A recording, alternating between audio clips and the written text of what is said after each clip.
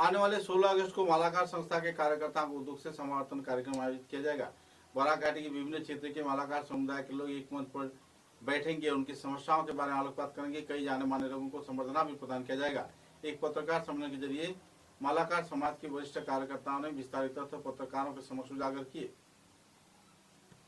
আমাদের মেইন উদ্দেশ্য হলো আমাদের বরাকবিল যে তিনটা ডিস্ট্রিক্ট আছে, কাচার, হাইলাকান্দি এবং শ্রীভূমি, তিনটা ডিস্ট্রিক্টে প্রথম কমিটি শেষ হবে। এরপরে গুয়াহাটির স্টেট কমিটি পুনর্গঠন হবে। এরপরে আমাদের সর্বভারতীয় স্তরে আমাদের কেন্দ্রীয় কমিটি গঠন করা হবে। এই প্রক্রিয়া আমরা এখন থেকেই স্টার্ট করেছি। এই আমাদের বার্ষিক সম্মেলন থেকে এই প্রক্রিয়াটা স্টার্ট হবে।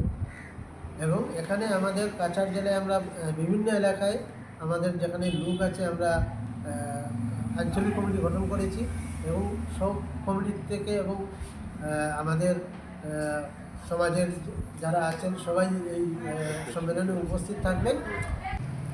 আমরা অত্যন্ত আনন্দের সহিত আপনাদের বলছি যে আগামী 16 তারিখ আমাদের কাছাড় জেলা মালি সমাজের ডিস্ট্রিক্ট কনফারেন্স হতে চলছে।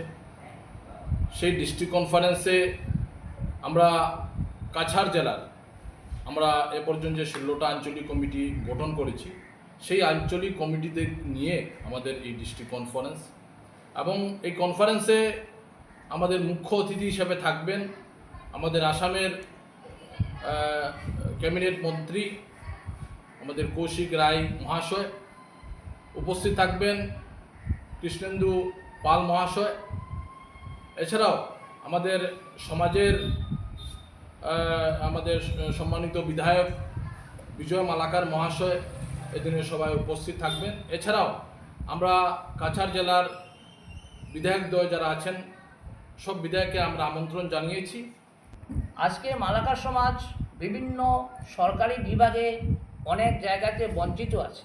তাই আমাদের এই সামাজিক সংগঠনের মাধ্যমে আমরা সরকারের কাছে আমরা আবেদন রাখব যে আমাদের এই সমাজে উপযুক্ত লোককে যাতে, যেমন আজকে মনে করুন ওয়েলফেয়ার ডিপার্টমেন্ট আছে, সেখানে আমাদের সমাজ থেকে যেন একজন ব্যক্তিকে বসানো হয়। কারণ মালাকার সমাজের একটা সাংঘাতিক বিগ পার্টের ভোট রয়েছে, যেটা আমাদের এমএলএ এমপিরা পাচ্ছেন।